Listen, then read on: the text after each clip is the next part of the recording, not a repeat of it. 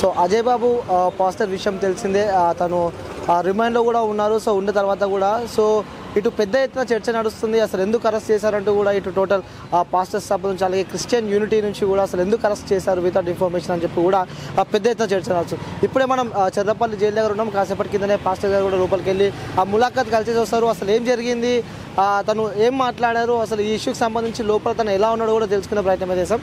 So pastor గారు first చెప్పండి, అసలు ఈ ఎంటైర్ ఇష్యూకి సంబంధించి అసలు ఏం జరిగింది అనుకుంటున్నారు మీరు? ఏం జరిగిందంటే అక్రమంగా పోలీసులు అరెస్ట్ చేశారు. ఒక న్యాయబద్ధంగా అరెస్ట్ చేయలేదు. చెప్పా పెట్టకుండా, అరెస్ట్ వారెంట్ లేకుండా, నోటీస్ ఇష్యూ చేయకుండా అతన్ని కిడ్నాప్ చేసినట్టుగా తీసుకెళ్ళిపోయారు.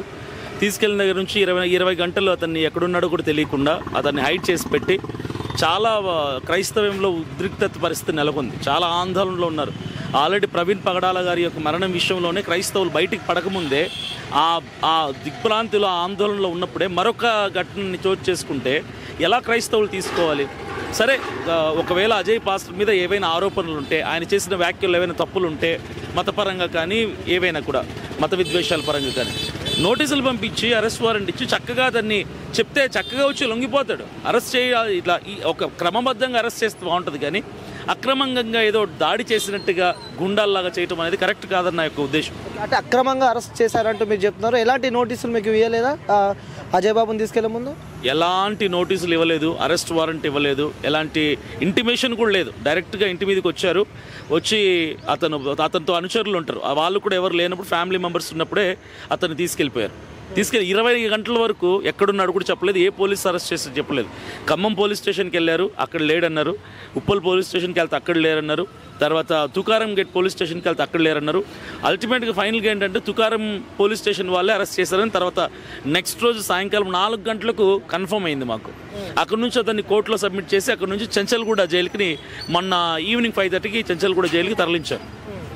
సో ఇప్పుడే కాసేపటి కింద మీరు ములాఖాత్ అయి వచ్చారు. ఏం మాట్లాడారు అజయ్ బాబు గారు మీతో? అజయ్ బాబు ఒకటే అంటున్నారండి, చాలా ఆందోళనలో ఉన్నాడు ఆయన. చిన్నపిల్లలు ఇలా తీసుకురావడం బట్టి చిన్నపిల్లలు కూడా అక్కడ చాలా హెల్త్ వాళ్ళ సిక్ అయిపోయింది, హాస్పిటల్ అడ్మిట్ అయి ఉన్నాడు చిన్నబాబు. అంటే సడన్గా అలా జరిగేసరికి ఫ్యామిలీ కూడా రికవర్ అవ్వడానికి టైం పడుతుంది. వాళ్ళ వైఫ్ కావచ్చు, 2 పిల్లలు కావచ్చు, చాలా సఫర్ అవుతున్నారు అక్కడ. సో వాళ్ళ గురించి ఇతను బాధపడుతున్నాడు లోపల. వీలైనంత త్వరగా బయటికి తీసుకొచ్చే ప్రయత్నం మేము కూడా చేస్తున్నాం అన్న. చాలా నాకు ఇబ్బందికరంగా ఉంది లోపల అని చెప్పి అతను బాధపడుతున్నాడు, చాలా బాధను వ్యక్తపరుస్తున్నాడు ఆయన. సో మా వంతు మేము ప్రయత్నం చేస్తున్నాం. మా క్రిస్టియన్ లీడర్స్ అందరూ కలిసి, పాస్టర్స్ కావచ్చు, తర్వాత తన కుటుంబీకులు కూడా వచ్చారు, ఫ్యామిలీ మెంబర్స్ అందరం మా వంతు మేము ప్రయత్నం చేస్తున్నాము. బెయిల్ పిటిషన్ అయితే నిన్న వేశారని చెప్పారు.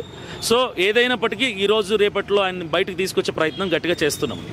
సో అంటే రెచ్చగొట్టే వాక్యాలు చేశాడు కాబట్టి సో తను అరెస్ట్ చేశారంటూ కూడా కొన్ని వార్తలు మనం వింటున్నాం. లేకంటే కులానికి మతానికి సంబంధించి కూడా కొన్ని రెచ్చగొట్టే వాక్యాలు చేశారు కాబట్టి తను అరెస్ట్ చేశామంటే ఎవరైతే కేసు పెట్టిన వ్యక్తులు ఎవరైనా మీకు పోలీసులు మీకు డేటా ఇవ్వడం కానీ, సో ఎఫ్ఐఆర్ బుక్ అయినప్పుడు కాపీ కానీ ఏమన్నా ఇవ్వడం జరిగిందా మీకు?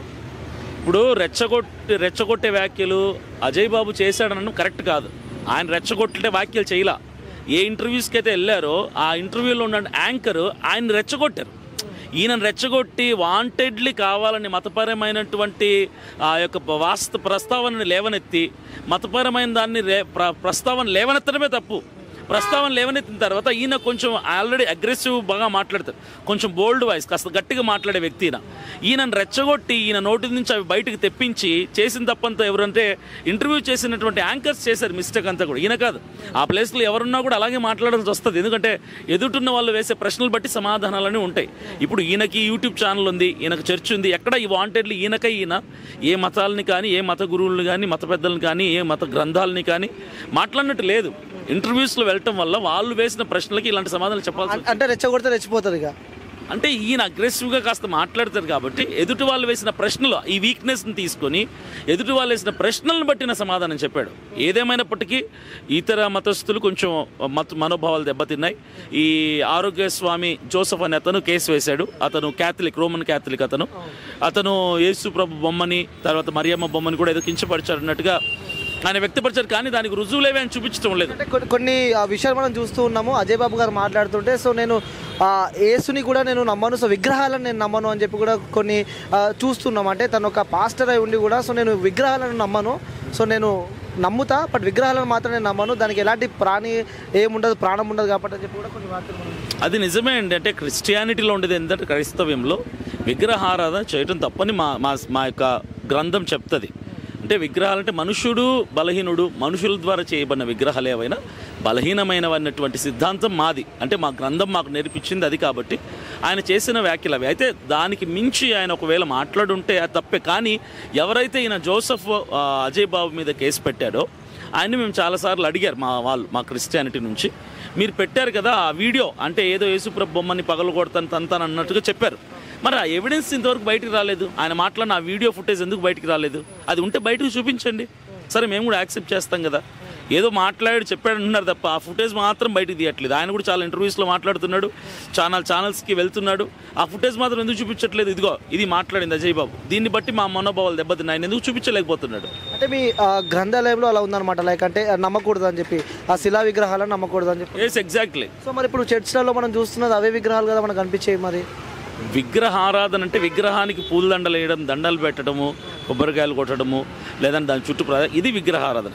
ఇప్పుడు సిలువ పెట్టుకున్నంత మాత్రం అది విగ్రహారాధన కాదు, అది విగ్రహం కాదు. సో అది మా యొక్క ఉద్దేశం. సో చివరిగా చూసే ప్రేక్షకులకు ఏం చెప్పాలనుకుంటారు? అజయ్ బాబు ఎప్పుడు బయటకు వస్తాడు, ఏం జరగబోతుంది నెక్స్ట్ అంటే ఏం చెప్పబోతున్నారు? క్రైస్తవులందరికీ నేను చెప్పేది ఒకటే, 2 రాష్ట్రాల తెలుగు ప్రజలకి, తెలుగు క్రైస్తవులకి, అజయ్ బాబు చెంచల్ కూడా జైల్లో ఉన్నాడు, సేఫ్గా ఉన్నాడు. కాకపోతే తన 2 చిన్నపిల్లల్ని బట్టి, భార్యను బట్టి తన ఆందోళనలో ఉన్నాడు. వీలైనంత త్వరగా ఆయన బయటకు తీసుకొచ్చే ప్రయత్నం అయితే చేస్తున్నాం. క్రైస్తవులు ఎవ్వరు కూడా భయపడద్దు, ఆందోళన చెందొద్దు. ఖచ్చితంగా అజయ్ బాబు క్షేమంగా బయటకు వస్తాడు. వితిన్ కపుల్ ఆఫ్ డేస్, 2-3 రోజుల్లోగా ఆయన బయటకు వస్తాడు. అన్ని కార్యక్రమాలు, చర్చ్ పనులు కానీ ఏవైనా కూడా ముందుకు సాగిపోతాయి. మీరందరూ ఎలాంటి టెన్షన్ పడద్దు. మేము ప్రయత్నం చేస్తున్నాం, మేము పోరాడుతున్నాం. మీరు ప్రార్థన చేయండి, ప్రేయర్ చేయండి, ఉపవాసాలు ఉండండి. మీరు ప్రార్థన చేస్తే మేము ప్రయత్నం చేస్తాం. అల్టిమేట్గా దేవుడు ఈ విషయంలో ఘనమైన విజయాన్ని ఇవ్వబోతున్నాడు. Thank you.